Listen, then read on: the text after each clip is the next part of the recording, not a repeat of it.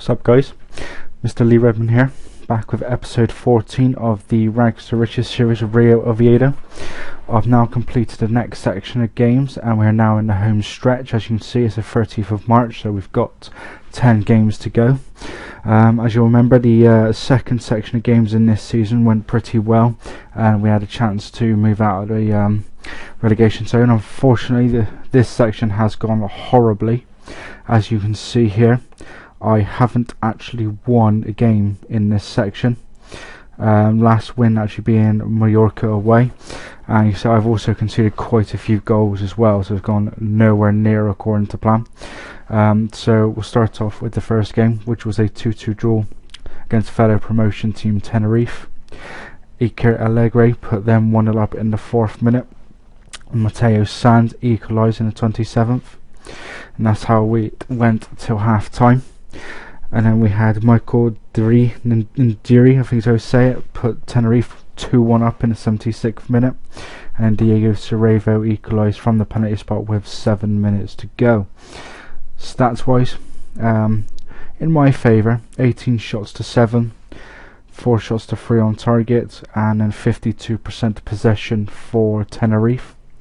So we started off with a 2-2 draw, which was a decent result, which is what I wanted, to be fair, because me and Tenerife were level on points. I was in the relegation zone, they were just outside. Unfortunately, it's just gone absolutely god-awful since then. I lost 2-1 at home to Cordoba. This was one of my games in hand. After the Tenerife game, for some reason, it decided to rain quite a bit, and I actually had 2 games called off due to waterlogged pitch, and I was actually 2 points behind Tenerife, or whoever was just outside the relegation zone, with 2 games in hand, and this was the first one. As you can see, it started off very well with Pepe Diaz putting me 1-0 up in the 22nd minute, and we held out to half time. Unfortunately, a John Arena goal, 47th minute, made it 1-1. And then unfortunately went all wrong with 10 minutes to go when Zelinecki, my centre back, got sent off in the 80th minute, and Cordoba's Abel scored from the penalty spot to give them a 2-1 win, and that was the start of some shocking form. I then went to Numancia and they went 1-0 up in the 45th minute, and right on the stroke of half time. In the second half, Juanma put them 2-0 up in the 57th, and Juanjo then made it 3 2 minutes later. He then scored again in the 81st minute, and Hector Simon pulled one back for me in the 85th, but then Juanjo completed his hat-trick in the 91st. So that was actually a run of 3 games where I conceded 5 in every single game. Alex Lopez put Celta Vigo 1-0 up, and Diego Cerrevo equalised in the 9th minute. However, 2 goals in 4 minutes, one from Helder Postiga in the 15th, and then Jose Angel in the 19th, put them 3-1 up. Celta then went 4-1 up due to Fabian Aurelino before half time. So 4-1 down at half time, an absolute shocker. And then Andres Túnez put Celta 5-1 up with 15 minutes to go. And that is how it ended. Match stats: 18 shots to 12 in their favour, 7 shots to 5 on target, and they had 59% of the possession.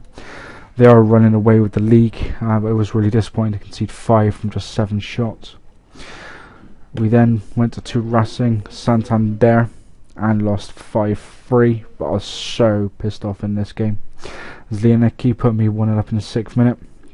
Natalio equalised for Racing in the 14th, and Diego Cerrevo put us 2-1 up 2 minutes later, and then Cala made it 3-1 in the 22nd minute. However, my left back Vedran Selek decided to get sent off in the 23rd minute due to 2 bookable offences, and that is just where it went all downhill after that. A Julian Luque goal in the 41st minute pulled about 3-2, and then before half time Hiroshi Ibuski made it 3-3 with a minute to go, and I was absolutely fuming at this point. And to make it worse, Maxi Sepulveda put them 4-3 up in the 63rd. 10 minutes later, Raul Goni made it 5, and I actually thought I was going to break the ducts, but no, due to Sela getting sent off, he cost me the game. I think I did actually issue a warning against him or find him. I can't remember. I was that annoyed. I then played Miranda's at home. Held out to the 80th minute. Oscar Rico got a penalty, missed it, and while I was punching the air, he unfortunately scored the rebound to take it to a 1-0 win to Miranda's. I had the better details. 8 shots to 7 in my favour. 3 shots to 2 on target in my favour, but they did have 57% of the possession and come away with a 1-0 win. And then we had our 6th game in a row defeat against Murcia. They took the lead in the 27th minute. Xavi Jimenez own goal made it 1-1, and that's how it was till half time. Mario Marin put Murcia 2-1 up from the penalty spot. However, 13 minutes later, Cala equalised for me to make it 2-2. However, a Eddie goal in the dying seconds snatched a point away from me, and they went on to win 3-2. So that was 6 defeats on the spin.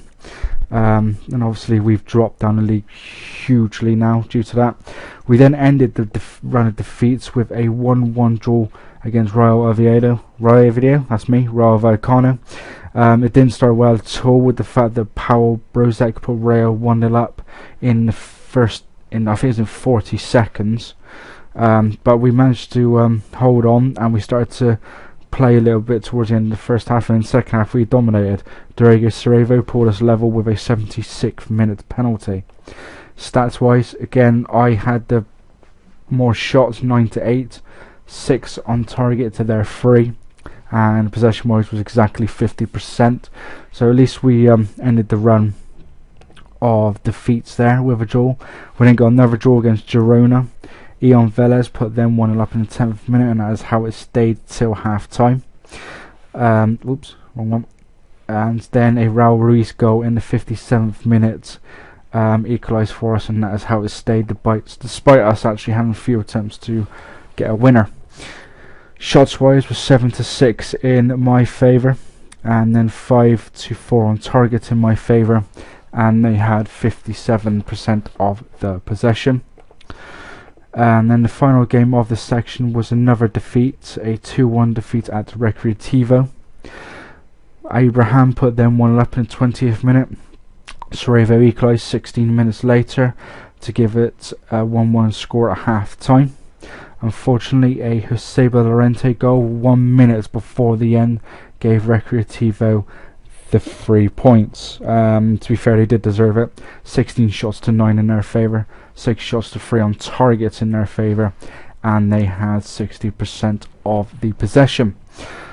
So that brings the end of fixtures to what was a appalling section. Only 3 draws, and as you can see, it is costing us badly. As you can see, we are 8 points adrift of Cartagena, and we've only got 10 games to go now.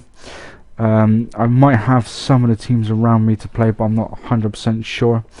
I think that is pretty much it, guys. I think we can say we are going to go down. I can't see us getting enough wins to stay up. We might get enough wins to pull back the 8-point gap, but I expect most of the other teams to win. Every time I win win in this season, teams around me go ahead and win as well. So it just basically just makes a mockery of any wins I get. So I think that is pretty much safe to say we're going to go down, to be honest. Let's just check some of the fixtures we got. We got Cartagena, we got Ibar. They're 2 in the bottom there. Girona we've played twice, Tenerife we've played twice, and unfortunately we go to Cartagena, but we've got Ibar at home. So I think that is it for our plight in the Liga Adelante, as called, or the Segunda as I call it. Unfortunately, also it's now taken effect on the confidence. As you can see, I'm doing really poorly, and I'm not surprised. I would not be surprised if we actually get relegated and I get the sack as well. If I do, I think I'll carry on. We'll have to wait and see, to be fair. I'll either carry on or set up another story. We'll have to wait and see, to be honest with you. I get a feeling I know what story I'll do if I do a different story. If not, I will I think I'm going to carry on, to be fair, just see what happens, see what I can do between now and FM14, which obviously comes out in just under 3 weeks time. No, go away. 18 days time. I've got some stories in mind already. I've got 3 stories in mind for FM14, which I might do, or I might let you guys know about that a bit closer to the time. Maybe in the week coming up to it, I might just let you guys know what I'm going to do there. I've got 3 in mind at the moment, possibly. Who knows? I mean, they're normal files at the moment. There are no challenges like the Pentagon or the Youth Challenge or anything like that.